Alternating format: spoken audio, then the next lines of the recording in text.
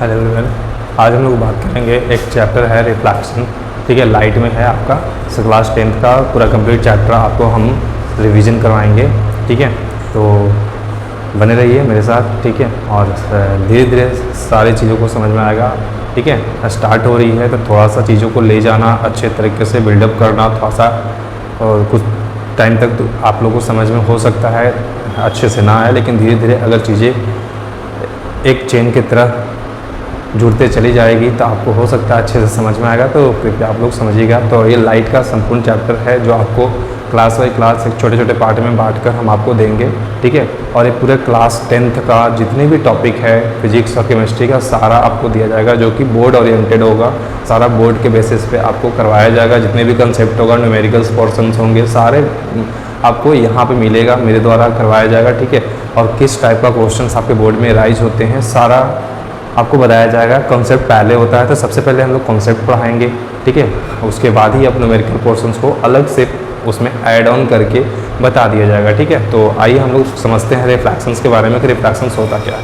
ठीक है, तो रिफ्लेक्शंस के बारे में हम लोग पढ़ेंगे कि रिफ्लेक्शन होता क्या है। रिफ्लेक्शन होता क्या है, रिफ्लेक्शन क्या होता है। ठीक है, bouncing back of light, bouncing back of light. ठीक है, बाउंसिंग बैक ऑफ लाइट को ही हम क्या कहते हैं, रिफ्लेक्शन कहते हैं। रिफ्लेक्शन एक प्रकार का क्या है, फिनोमीना है। ठीक है, लाइट का एक फिनोमीना है जो कि हमें देखने को मिलता है। ठीक है, अब बाउंसिंग बैक करने के लिए सरफेस का होना बहुत ज़रूरी है। सरफेस हमको कैसा चाहिए, सरफेस जनरली हम लोग बात करते हैं सरफेस का तो स्मूथ होता है। जितना ज़्यादा स्मूथ होगा, शाइनी होगा, ठीक है, उतना ज़्यादा रिफ्लेक्शंस अच्छे से पॉसिबल होगा। रिफ्लेक्शन पॉसिबल अच्छे से होगा इजीली। ठीक है, तो ये सारी चीज़ है आपको समझना है यहाँ पे। अब क्या है कि यहाँ पे एक सेकेंड।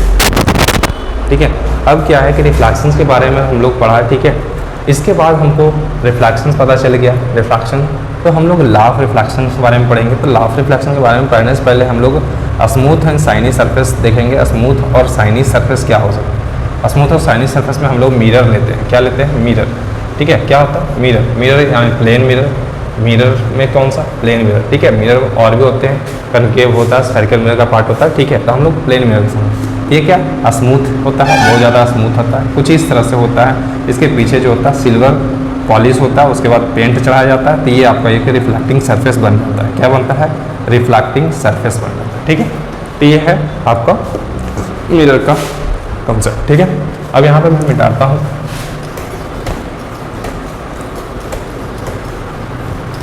बाउंसिंग बैक रिफ्लेक्शंस के बारे में, रिफ्लेक्शंस। ठीक है, जब लाइट रे आया, ये है आपका सरफेस, ये है आपका सरफेस, ये आपका प्लेन मिरर है, ये मिरर है। ठीक है, इसको बोलते हैं इंसिडेंट रे। क्या बोलते हैं, इंसिडेंट रे बोलते हैं। इसको क्या बोलते हैं, इंसिडेंट रे बोलते हैं। इसको रिफ्लेक्टेड रे बोलते हैं। ठीक है, रिफ्लेक्टेड रे। इंसिडेंट रे का नाम है जो लाइट इंसिडेंट कर रही है सरफेस पे, कहीं से आ रही है, वो आकर स्ट्राइक की, यहाँ पे स्ट्राइक किया, स्ट्राइक करके ये रिफ्लेक्ट हुई, तो रिफ्लेक्ट कर जो रे हुई, रे ऑफ लाइट जो हुई, उसको हम बोलते हैं रिफ्लेक्टेड रे। और बीच में हम लोग एक इमेजिनरी लाइन को ड्रॉ करते हैं जो कि परपेंडिकुलर होता है इंटरफेस का, मिरर का।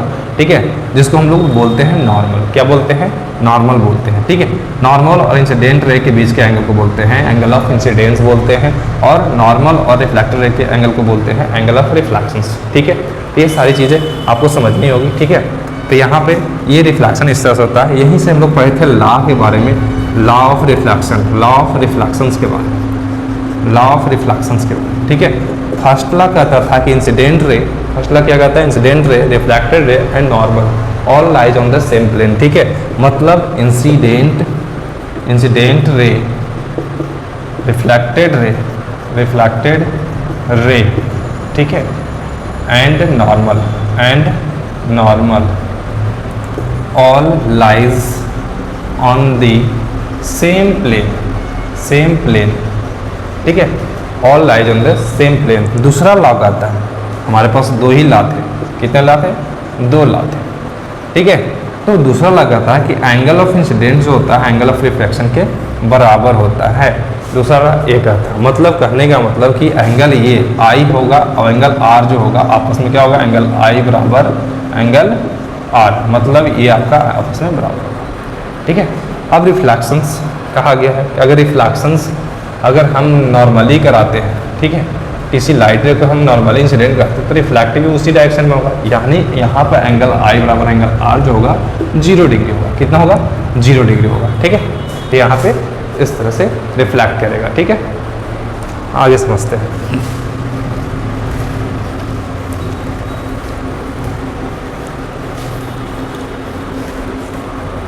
इमेज फॉर्मेशन हम लोग देखेंगे। Image formation by plane mirror के द्वारा इमेज फॉर्मेशन देखें, ठीक है।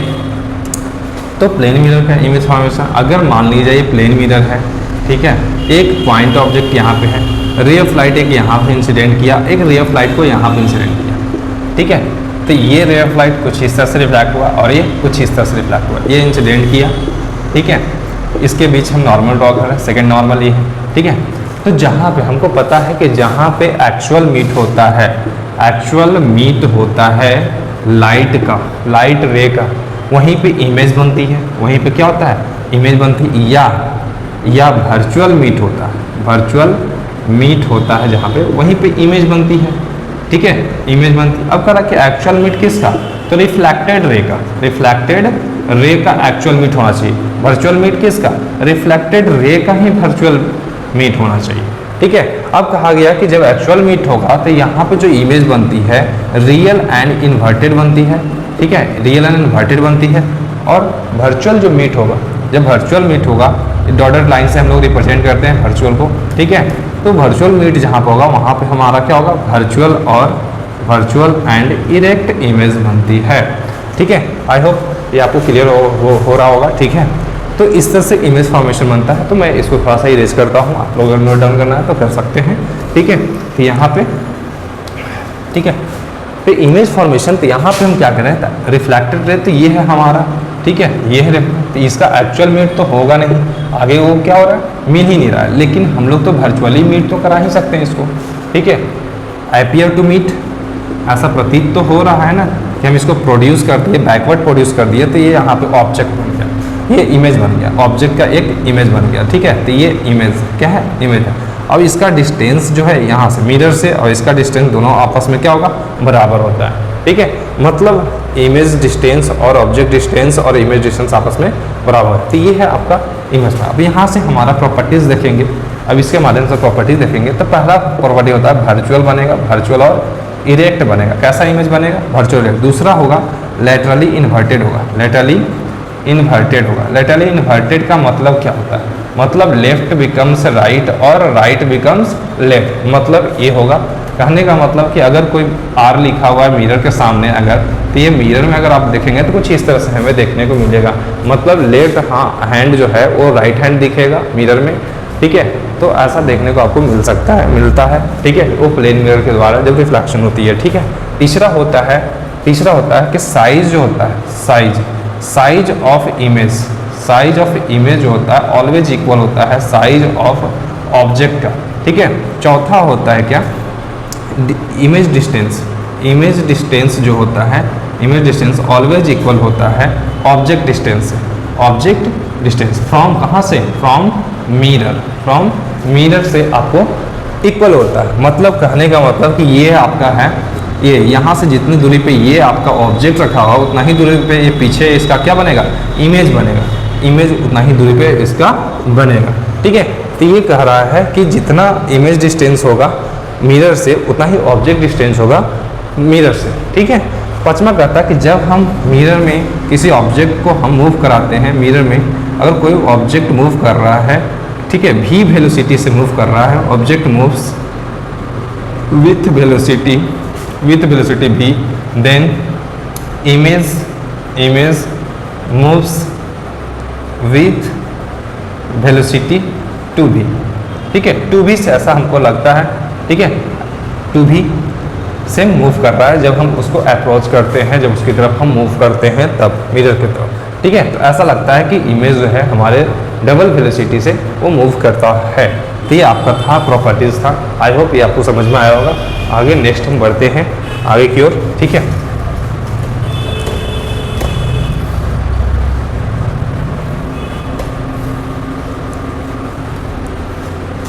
नेक्स्ट आपका है आपका नंबर ऑफ इमेज फाइंड करने का, नंबर ऑफ इमेज फाइंड करना, नंबर ऑफ इमेज फाइंड करना, ठीक है, यानी n फाइंड करना। कहा गया कि दो कॉन्सेप्ट है, ठीक है। पहला कॉन्सेप्ट कहता है कि वेन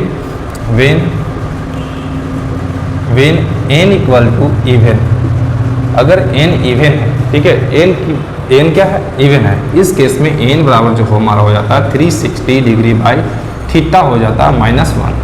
ये फॉर्मूला आपको लगेगा, ठीक है। ऐसा कब होगा, जब हम मिरर को, ठीक है, mirror plane mirror place adjacent at some angle, ठीक है, थीटा। तो हम लोग नंबर ऑफ इमेज देखेंगे कि हम लोग कितने इमेज का फॉर्मेशन होता है। तो यहाँ पे n, अब दूसरा केस कहता है कि जब n ऑड होगा तो n का वैल्यू जो होगा 360 बाई थीटा ही होगा। ये आपका दूसरा फॉर्मूला कहता है कि अब ऐसा होगा, ठीक है। तो plane mirror place adjacent at some angle, ठीक है, एडजेसेंट टू वन अनदर, ठीक है, और उसके बीच से मान लीजिए ये है, ठीक है, किसी एंगल के द्वारा हम लोग प्लेन मिरर को, यहाँ पे कोई ऑब्जेक्ट है, ठीक है, तो इस केस में ये थीटा है, तो इस केस में ये ऑब्जेक्ट है, इस केस में जो नंबर ऑफ इमेज है हमारा जो बनेगा 360 बाई थीटा बनेगा। कब, जब ये ऑड रहेगा तब ये बनेगा, ठीक है, n बराबर 360 बाई थीटा -1, जब ये n का वैल्यू इवन होगा। तो ये ऐसा कुछ हमको देखने को मिल जाएगा, ठीक है। तो होगा, अगर मान लिया जाए, इसी पे क्वेश्चंस देख लेते हैं, ठीक है।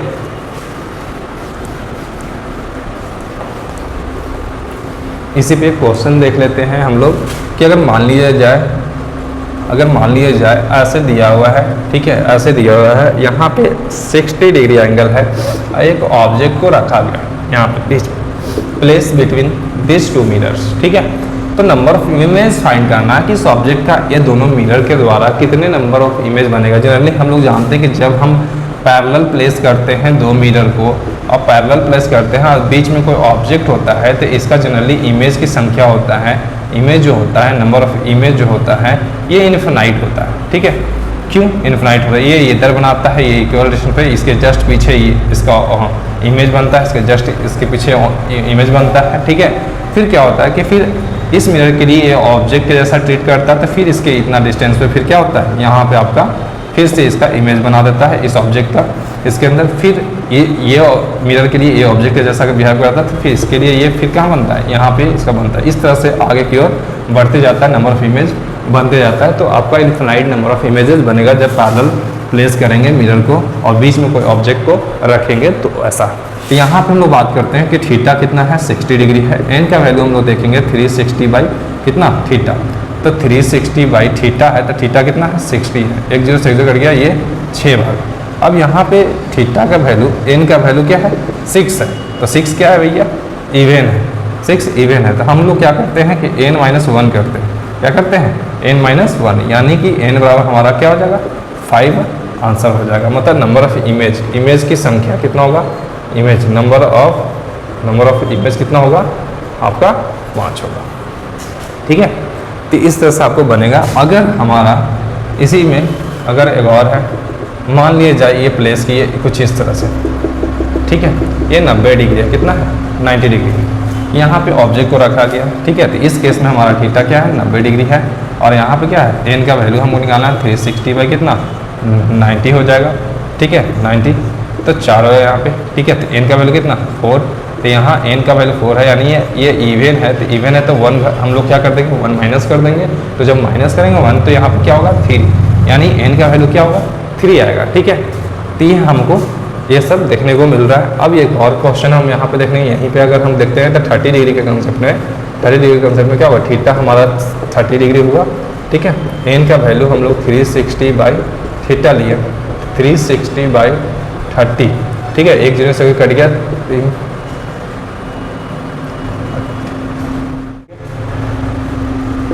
12 होगा। तो ये भी क्या है इवन है, तो एन का वैल्यू क्या है 12 है, -1 करेंगे तो एन का वैल्यू कितना आएगा 11 आएगा, ठीक है। तो कुछ इस तरह से हमको इमेजेस फॉर्म होते हुए दिखेंगे, ठीक है। आई होप ये आपको समझ में आ रहा होगा। ठीक है।